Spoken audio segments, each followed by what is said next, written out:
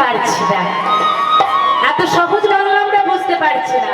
ভগবান তার লীলার দ্বারাই বলে দিলেন কি, কেউ যদি হরিনাম বাস করে গিয়ে হরিনাম সংকীর্তন শ্রবণ করে, তার দেহে মনে যে কৃতাপ জ্বালা থাকে সে দূরে চলে যায়। কিন্তু আমরা হতভাগ্য কলির জীব, কেউ আমরা জ্বালা দূর করতে চাই না, কেউ আমরা মনের মধ্যে শান্তি পেতে চাই না। আমরা বলি একটু শান্তি চাই, সংসারে এত চাপ, আমি একটু শান্তি চাই, কিন্তু শান্তিটা যে কি সেটাই আমরা বুঝি না। তাই তো আমাদের মধ্যে অশান্তি। কি গো মা, আমরা যদি বুঝতাম যে এই জিনিসটা হলে শান্তি হয়, তবে তো আমরা শান্তির দিকে এগিয়ে যেতাম, আমরা সবাই শান্তি পেতাম। কেউ বলতে পারবে বুকে হাত দিয়ে আমি ভালো আছি, আমি শান্তিতে আছি? কেউ কি বলতে পারবে না? কেউ পারবে না। কেন পারবে না? শান্তি জিনিসটা কি সেটাই কলির জীব জানেন। যেখানে গেলে অশান্তি বাড়বে, যেখানে গেলে যুদ্ধ দাঙ্গা বাড়বে, আমরা কলির জীব ভিড় করে সেখানেই যাই।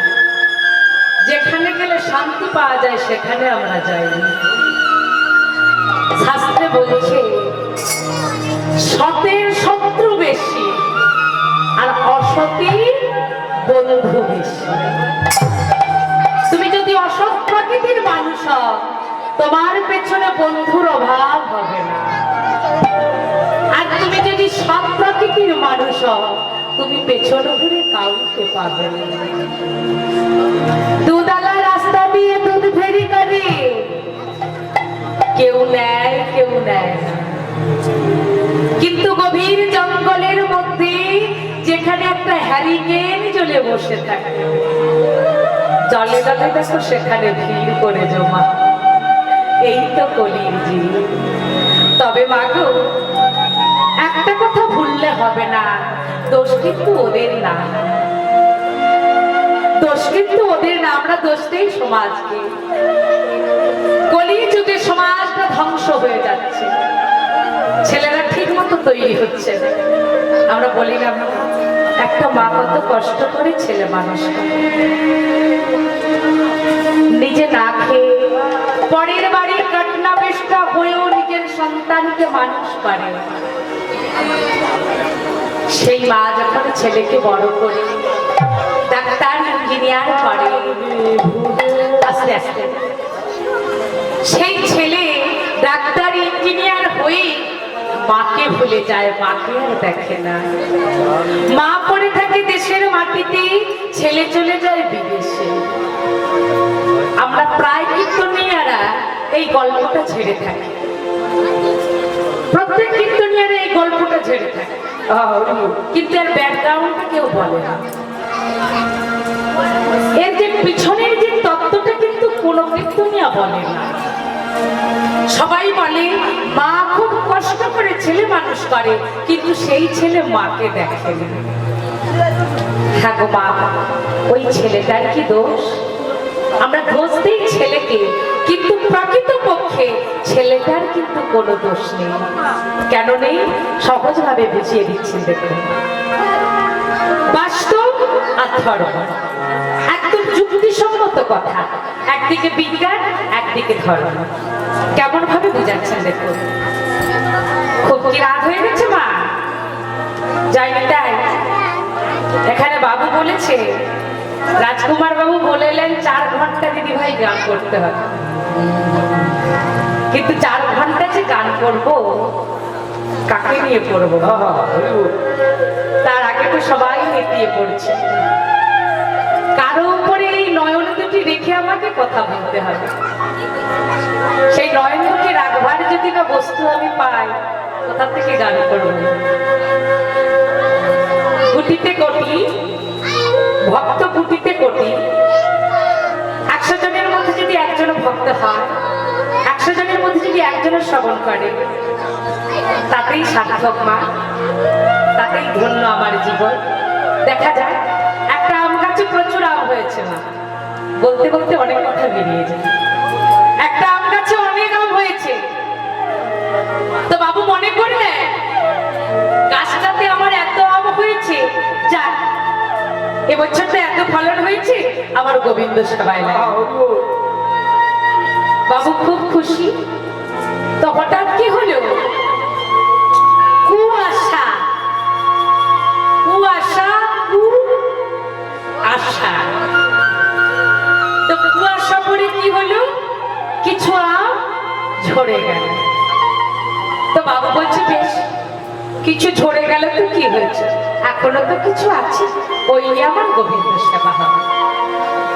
তারপরে কি হলো, হঠাৎ কালবৈশাখীর ঝড় নেমে, কালবৈশাখীর ঝড় নেমে আসতে আরো কিছু আম পড়ে গেল।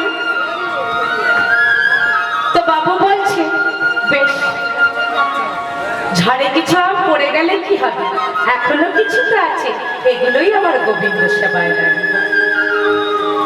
তারপরে আবার কি হলো না, হঠাৎ একদিন শিলাবৃষ্টি হলো। তো শিলাবৃষ্টিতে শিল পরে আরো কিছু আম ক্ষতি হলো। বাবু মনে মনে ভাবছে, আহার গাছটাতে আমার ভর্তি আম হয়েছে, কুয়াশা হয়ে কিছু আম চলে গেল, আবার কালবৈশাখী ঝড় এসে কিছু আম চলে গেল, আবার শিলাবৃষ্টি পড়তে আরো কিছু আম চলে গেল। বেশ, এইবারে যে কটি আম আছে, এটা তো আমার গোবিন্দ সেবায় লাগে।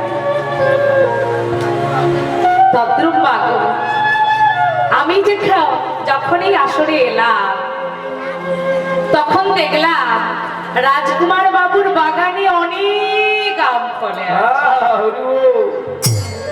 গাছ ভর্তি আম রয়েছে। তো হঠাৎ কুয়াশা কুয়াশা কুয়াশা, অর্থাৎ যাদের মনটা পড়ে আছে কুয়াশাতে, সেই কুয়াশাতে কিছু আম চলে, আরো কিছু আছে, আবার কালবৈশাখীর ঝড়ে কিছু আম চলে গেল। তারপরে যখন শিলাবৃষ্টি, বুঝতে পারছেন তো আর সামলানো যাচ্ছে না, একদম গাছ থেকে পড়লো পড়লো, বা সবার কিছু চলে গেল। তাতে কি হয়েছে, এখনো তো আমার অনেক আম রয়েছে, যেগুলো পাকবে আর আমার গোবিন্দ সবাই ডাকবে। কি গো মা, আরাম ঝরবে না তো? নিতাই গৌর প্রমানন্দে হয়ে দিব। দেখি আমগুলোর পোকা কতখানি শক্ত রয়েছে। তোমা যে কথা বলতে বলতে আমি চলে গিয়েছিলাম, আমরা দোস্তেই কাটি সন্তানকে, কেন মা এত কষ্ট করে সন্তানকে মানুষ করলো, কিন্তু সেই সন্তানটা মাকে দেখলো না, দোষ দিলাম সন্তান।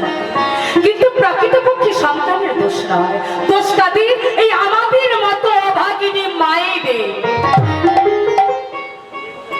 যাদের গর্ভটা ভালো না।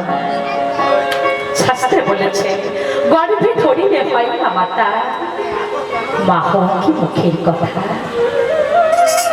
একটা মাকে কতখানি ধর্মপরায়ণ হলে, একটা মা কতখানি ভক্তিমতী হলে তবে একটা সুন্দর সন্তানের জন্ম হতে পারে।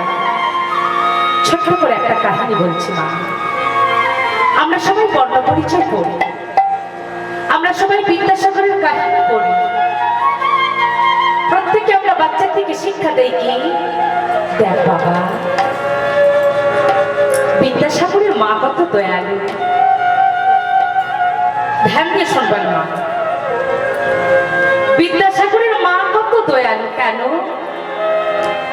যখনই বিদ্যাসাগর তার মাকে একখানা শাল কিনে দিয়েছিল, শীতের সময় বিদ্যাসাগরের মা শালটা গায়ে দেয়। যখন গায়ে দেয় না, বিদ্যাসাগর জিজ্ঞাসা করছিল মা, মা আমি তোমার জন্য শাল কিনে নিয়ে এলাম, তুমি শীতে কষ্ট পাচ্ছ বলো, বলো না মা শালটা কি তোমার পছন্দ হয় না, কেন তুমি শালখানা গায়ে দাও? বিদ্যাসাগরের মা বলেছিল, খোকা এই জগতে আমার থেকে বার হয়েছি, যাদের পরনে একটা ভালো কাপড় নেই, যারা দুবেলা দুমুঠো খেতে পায় না, তুই আমার ছেলে হয়ে, তুই আমার সাগর হয়ে কেবল তোর মাকে একটা শাল দিবি। আমি বলছি সংসার, যবে জগতের প্রতিটি মাকে তুই শাল দিতে পারবি, তবে শালখানা আমি গাইব। এটা আমরা বইয়ে পড়েছি, প্রত্যেকেই জানা, কিন্তু ঘটনাটা কি আমরা বাচ্চাকে পড়ালাম এই জিনিসটা। ঠিক সেই দিন প্রাতঃকালে এক ভিখারি সেই খোকার বাড়িতে এসে উপস্থিত। খোকাকে বলছে, হ্যাঁ রে খোকা, খোকা তোমার মা বাড়িতে আছে? খোকা তখন বলছে, আমার মা একটু বাইরে গেছে। কি চাই বল? আরে খোকা, তোর মাকে বলবি এই দেখ আমি এখানে বস্ত্র পাই না পড়ার, দেখ না আমার বস্ত্রখানা কেমন ছিঁড়ে গেছে। তোর মাকে বল না, তোর মায়ের যদি একটা পুরনো বস্ত্র থাকে আমায় যদি। খোকা কি করলো জানো? সত্যি কি মায়ের আলমারিখানা খুলেছে। মায়ের আলমারিখানা খুলে সব থেকে দামি যে কাপড়টা ছিল সেই কাপড়টা বের করে নিয়ে এসে সেই গরিব দুঃখীকে দান করতে যাচ্ছে। ঠিক এমন তো সময় খোকা, খোকা কি করছিস তুই? তোর বাবা আমাকে ভালোবেসে এই বস্ত্রখানা দান করেছে, এর দাম কত জানিস? 5,000 টাকা।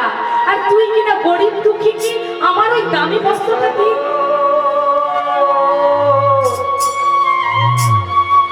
মা এই তো তুমি কিছুক্ষণ আগে আমাকে পড়িয়েছি। বিদ্যাসাগরের মা কত দয়ালু। বিদ্যাসাগরের মা বিদ্যাসাগরকে বলেছিল, যবে জগৎবাসীকে তুই শাল দান করতে পারবি তবে না আমি শাল গাইব। যে শিক্ষা একটু আগে তুমি আমাকে দিলে সে শিক্ষা কেন তুমি পালন করতে পারলে না বা পড়তে পারলে? দেখুন মা, এই হচ্ছে বর্তমান সমাজ। আমরা সন্তানের দিকে ঠিক মতো পরিচালনা করতে পারি না, তাই আমাদের সন্তানরা আমার দিকে দেখে না। আমরা সন্তানকে মানুষের মতো মানুষ করতে পারছি না, তাই আমাদের সন্তানরা আমার দিকে দেখছে না। আমরা যদি ঠিক মতো চালনা করতাম, আমরা যদি ধর্মগত যোগ্যতা আমরা দিতাম, ধর্মগত শিক্ষা আমরা দিতাম, তাহলে আমাদের ছেলেরা কোনোদিন বাবা মাকে ভুলে যেত না। আমরা ঠিক মতো যোগ্যতা মানুষ করতে পারছি না, তাই আমাদের ছেলেরা আমার দিকে না দেখে বিপথে পরিচালনা করছে। তাই গৌর প্রেমানন্দে তোমার কথায় কথায় অনেক কথা হয়ে গেল, তাই এখানে কি হয়েছে দেখুন মা, শিলাবতী মা আমার হরিনাম শ্রবণ করছে। আর শ্রবণ করতে করতে পাঠকমশাই বলছি যে আষাঢ়িয়া রথযাত্রায় একবার রথ দর্শন করতে পারে, একবার জগন্নাথ দর্শন করতে পারে, বহু পুণ্য সাধন হয়ে যায়। শিলাবতী মা আমার মনে বাসনা হয়েছে কি করবে, রথ দেখতে যাবে। তাই কি করছে, সবাইকে সঙ্গে নিয়ে, কেউ নিয়ে যেতে চাইছে না, কিন্তু সবাইকে সঙ্গে নিয়ে চলছেন কোথায়? সেই আষাঢ়িয়া রথযাত্রায়। কেমন ভাবে যাচ্ছেন জানো মা? সবাই মিলে রথযাত্রায় যাবো। কোথায়? রথযাত্রায় জগন্নাথ দেব দর্শনে। কেমন ভাবে যাব? জয় জয় জগন্নাথ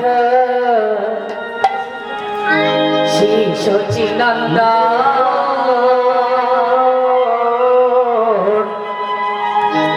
ত্রিভুবনে করেন যা চরণ বন্দন। জয় জয় জগন্নাথ শ্রী সচিনন্দন ত্রিভুবন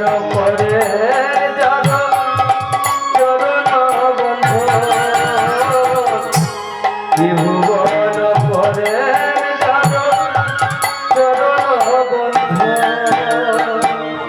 জয় জয় জগন্নাথ শ্রী সচিনন্দ ত্রিভুবন করে যার চরণ হায় জয় জয় জগন্নাথ শ্রীসচিনন্দ ত্রিভুবন পরে চরণ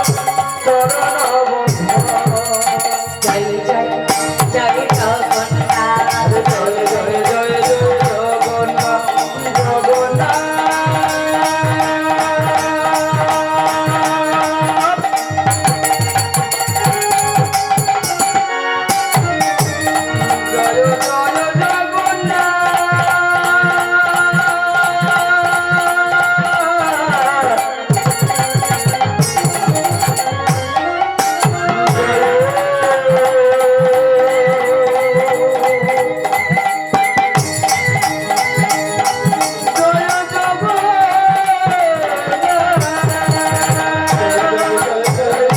জয় জয় জগন্নাথ জয় জয় জয় জয় জগন্নাথ জয় জয় জয় জয় জগন্নাথ ত্রিভুবন শঙ্খ চক্র গদা পদ্মধারী নদিয়াতে তুমি আমার জীবনধারী আর শঙ্খ চক্র গদা ত্রিভুবনধারী নদিয়াতে তুমি আমার জীবন মুরারি ত্রিভুবন শঙ্খ চক্র গদা পদ্মধারী নদিয়াতে তুমি আমার জীবনধারী আর নীলাচলে শঙ্খ চক্র গদা পদ্মধারী ত্রিভুবনে তুমি আমার ত্রিমণ্ডলধারী জয় জয় জয় জয় জগন্নাথ জয়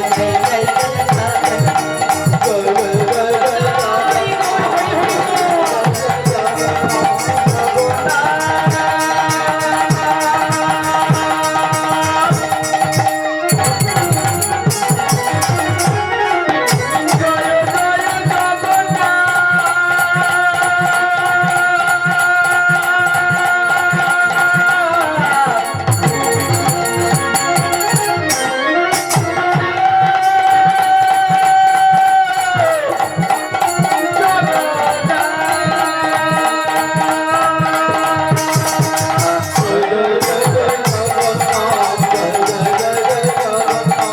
জয় জয় জয় জয় জয় জয় জয় জয় জগন্নাথ জয় জয় জয় জয়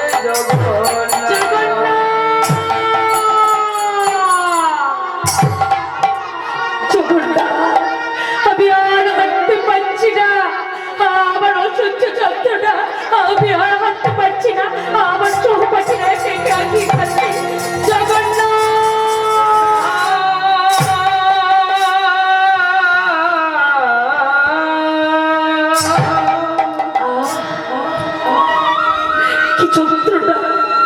আমিও সহ্য করতে পারছি না ভগবান আমায় রক্ষা করো এই আধার রাতে আমি যে আর পথ চলতে পারছি না চিৎকার করে শিলাবতী বলছি জগন্নাথকে জানাচ্ছি কি জানো জগন্নাথ এই আধার সময় একবার হাত থেকে আমাকে পাঠানো যাবে।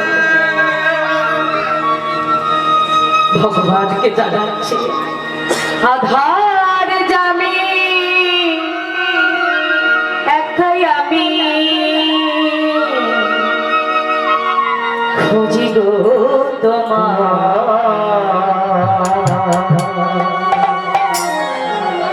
হাত ধরে পার করে নিয়ম ধরা দয়া হাত ধরে পার করে নিয়ম ধরা আবার আমি একা আমি খুঁজি গো তোমার